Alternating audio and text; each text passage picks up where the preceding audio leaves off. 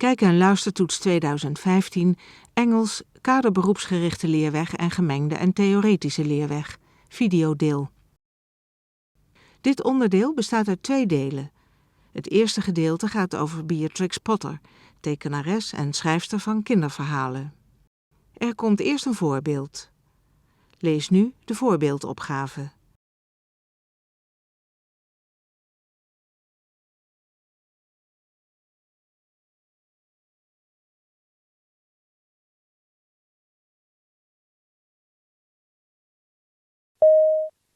Voorbeeld. Het goede antwoord is A. Lees nu opgave 1.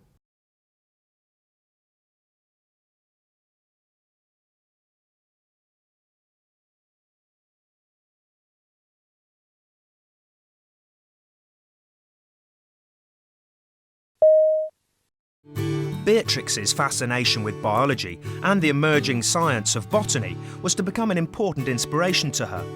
These illustrations are really fabulous. The detail is remarkable, isn't it? Really good quality. Yes, she actually was a very fine artist, and not only did she do wonderful little drawings of bats and things like this, she also was a very great natural history painter. Beatrix's understanding of botany was moved to another level by Charlie Mackintosh, a Scottish postman she'd met while holidaying in Perth. He was an amateur botanist with a keen interest in fungi, and thanks to his encouragement, Beatrix became a specialist in this field. One of the things that she learnt by corresponding with Charlie Mackintosh, he would say to her, well, lay them out, make sure you've got every aspect of what you're drawing. Don't just draw what you see in front of you. That sort of twig there with the little mushroom fungi on it, it almost looks like you could pick it off the page, doesn't it?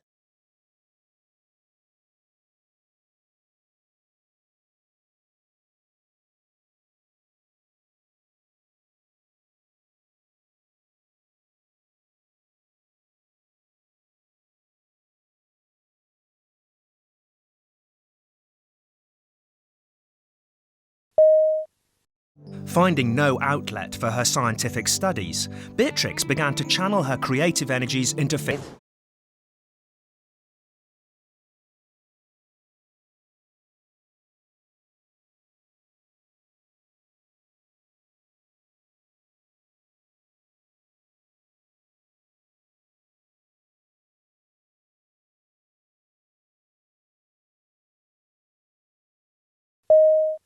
This is a selection of some of the items from the collection. Beatrix had a strong background as a naturalist, and that love of nature you can see comes through very strongly in the backgrounds and the settings for these stories.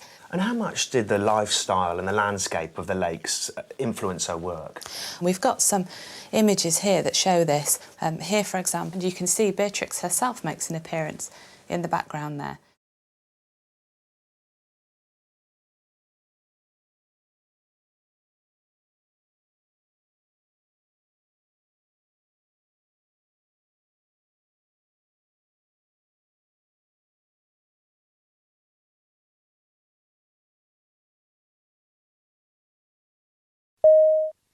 Beatrix sealed her bond with the Lake District by using the money from her books to buy a property in the hamlet of Near Sorey. Hilltop Farm was a place she'd often stayed in on holiday and was to become central to the next phase of her life, inspiring many of her stories and characters. Beatrix visited Hilltop as often as possible, using it as a writing studio and to receive guests.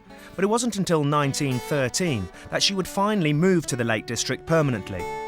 In the same year, she married Richard Heelis, the solicitor who'd overseen her Lakeland property dealings. When did Beatrix Potter become a farmer then, rather than a writer? Really, it was after she married in 1913, and she and her husband moved into a cottage in the village. And from that time, she wrote fewer books, and she became much more involved in the actual running of her farms and her estate land. And was she quite a practical lady, or was she stuck in the office? No, very much hands-on. She would quite happily get involved on the farms, doing the work that needed doing, the hedging, the dealing with the animals, looking after the buildings and the boundaries, very much hands-on with the tenants.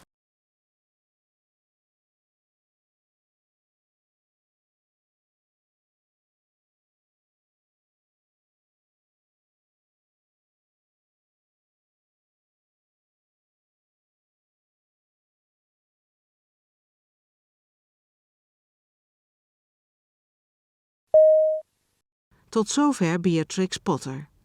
Het tweede gedeelte gaat over allerlei mensen die hun hond uitlaten in een park in Londen. Waarom hebben ze een hond en welke rol speelt die hond in hun dagelijks leven? Er komt eerst een inleiding. Hierbij is geen opgave. This is Joey and this is Eddie. My daughter named him after Ralph Lauren. Lily puts a little girl, and you can call her Lily. All the people in this film walk their dogs in the same park.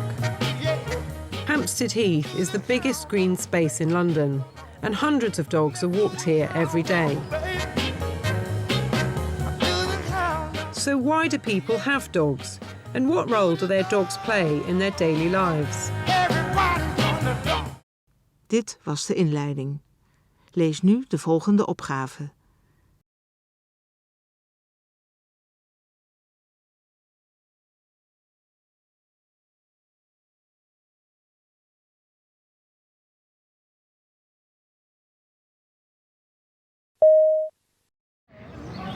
Can I ask you your name?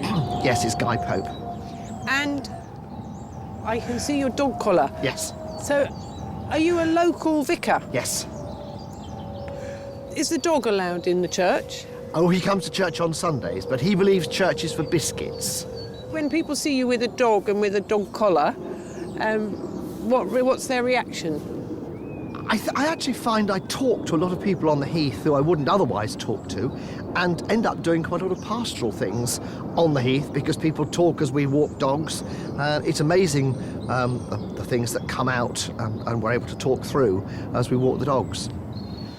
So you're doing kind of spiritual outreach through Bertie? Yes.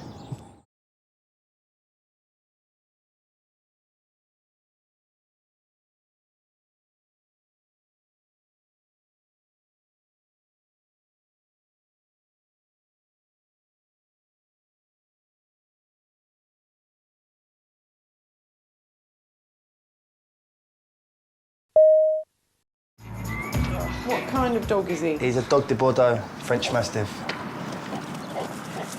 How old is he? He's about 19 months now. So is he still a puppy? He's still growing outwards, he'll still get wider, I think. When I saw you walking on the Heath and Buddy was really pulling on the lead, and he's a big dog, and I was quite scared. Yeah. And I know now that Buddy's a soppy dog. Yeah. But people seeing you are going to think that. Yeah, they get the wrong impression, but... Is it the wrong impression, or do you quite like them being a bit scared of you? No, I don't. But I know there's people out there that's got the pit bulls and they've got the French Mastiffs and that, and they do think they're hard walking down the road. I don't, personally. I could walk down the road with a little Chihuahua and... But you don't. You walk down the road with a French Mastiff. Because I love him.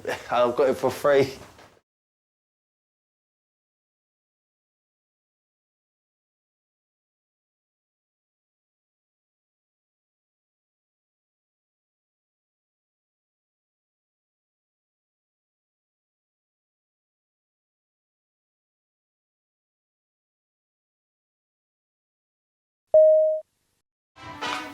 I love little white fluffy animals. When you say you like white fluffy animals, do you mean you like all animals, or you like white ones? I love all animals. I always have done. I just adore them. But I've always had a real extra soft spot for little white fluffy ones. Cats, little rabbits, anything like that. It's just little polar bear babies, my favourite. Little white fluffy polar bear babies. My favourite. It's easy to make an assumption that a dog like that is a baby substitute. Yeah. Is that what she is to you? I do very much try to ensure that she is at all times treated like a dog. I'm not the biggest lover of babies. I just prefer puppies and kittens.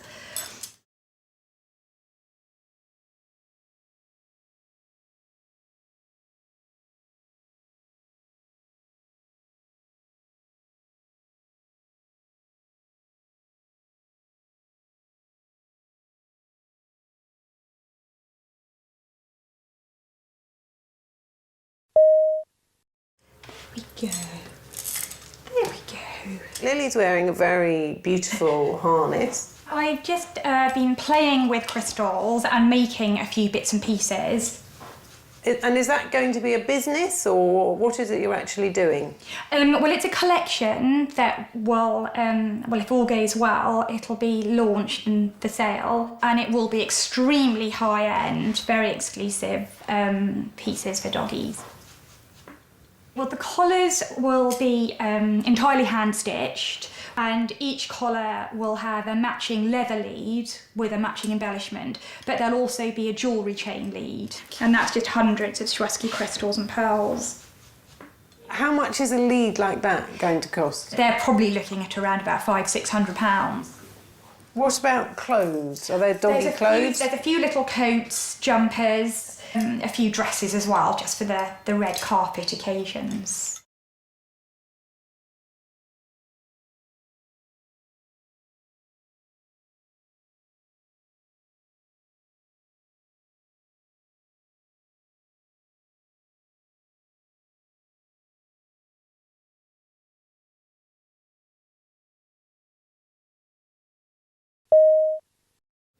Do you live on your own, Marianne? I do. And are you single? Yes.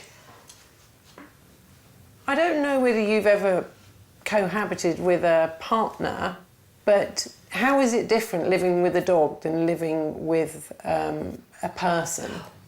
Well, you obviously can't have detailed conversations with dogs. I mean, you might exchange a few words at most. So to that extent, they're a lot quieter. They're also a lot less demanding. As long as you have their basic needs met, then doggies tend to be quite happy, and that's the best thing ever. Obviously, with people, they have other needs, but obviously there is a difference. I see that. I'm not that dotty.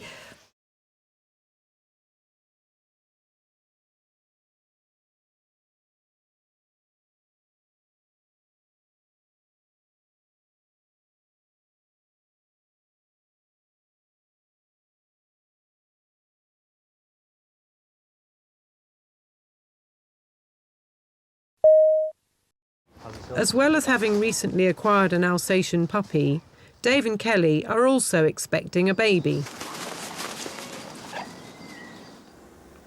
This is your first baby? Yes.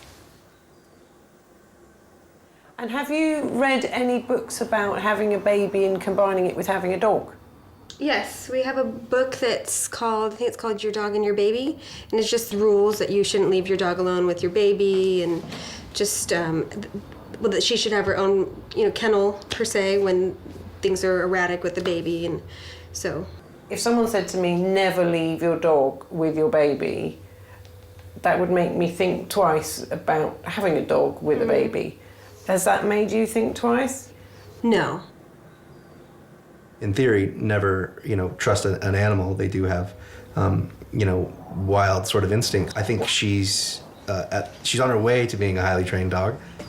I think she loves her family so much, and she's so dedicated and loyal that I couldn't see her doing anything but protecting the baby and loving it.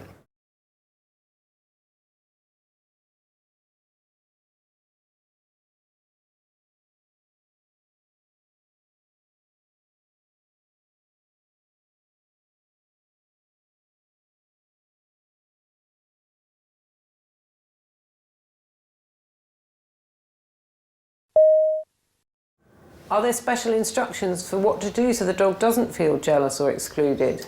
They do say to bring home a blanket that she's been wrapped in.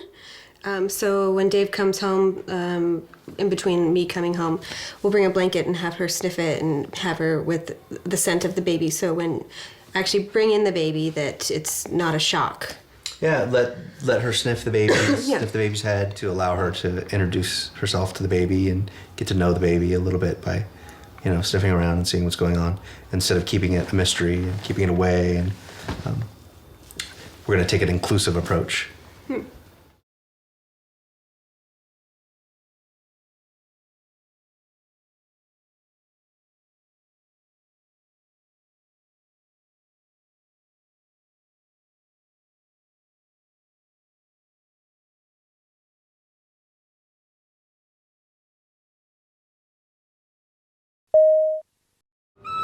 Can you tell me what your name is? Albertabella. And are these 5 dogs all yours? All mine. And what kind of dog are they? They're Bichon Frisés, a French breed. They're quite a sight, your dogs. Yes, they always turn heads in the park. I'm asked about them on a regular basis when I take them for a walk. Do you like the comments? Most of the time, yes. I'm glad that people appreciate them, although it tends to lengthen the walk if we're stopped too many times for questions. So you're not an attention seeker? I'm not. I'm not. When you walk with these dogs, you look like you must be. We do get a lot of attention, that's for sure.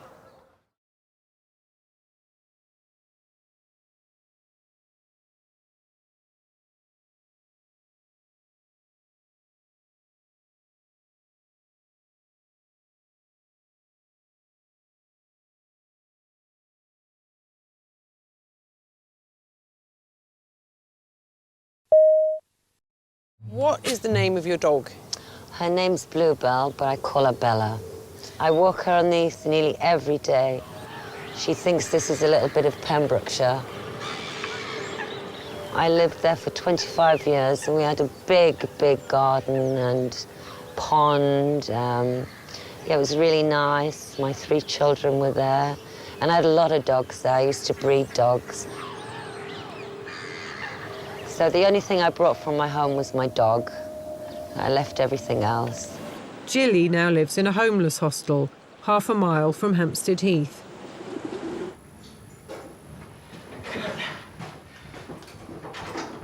What happened, Jilly? What went wrong? My partner's business he was struggling, and I didn't know. And then he just came home and says one of us have to leave. And he left, and my whole world burst. I've been with Joseph since I was 23. Never thought he would ever leave me. I thought we were like 2 swans.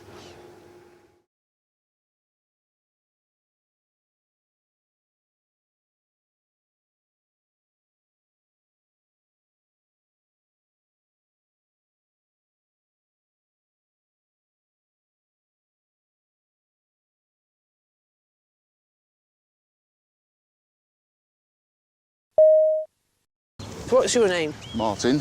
And what's your name? Daisy. Daisy. And what's the dog called? Zen. And how long have you had the dog? Coming up, yeah, it's about 18 months actually, yeah. How did you get the dog, Martin? It was fate. I'll put it all down to fate because he was tied up outside my dentist practice, and I got talking to a couple of the girls inside, and they was on the verge of taking him to Battersea. Why didn't they want him? They just said they couldn't handle him. He'd been through 4 different owners, and it was just too much. So because of his behaviour? Yeah, he was just too lively. He hadn't been socialised. He just didn't know where he was basically. That's it. And so I said, well, you know, I'll have him if they you know want someone to have him.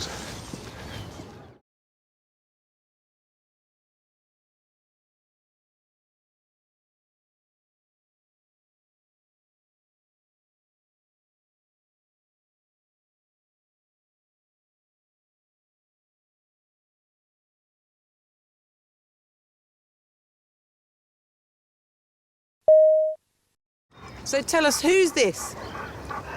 And there is Nellie. Nellie, come here, darling. Why have you got such a big dog? Because I'm posy. And it's nice to have a big dog that's posy. But more importantly, she's a therapy dog. So I take her into care homes and hospices. She comes in and is trained to stand still, to be stroked by strangers, or lie down when she gets bored. Is there anything in your life that has made you want to work with people who are unwell? Well, my daughter died of cancer in a hospice, and so it's nice to be able to go into 2 hospices and do something for those people who are dying. Yes, I suppose that was a sort of motivating factor.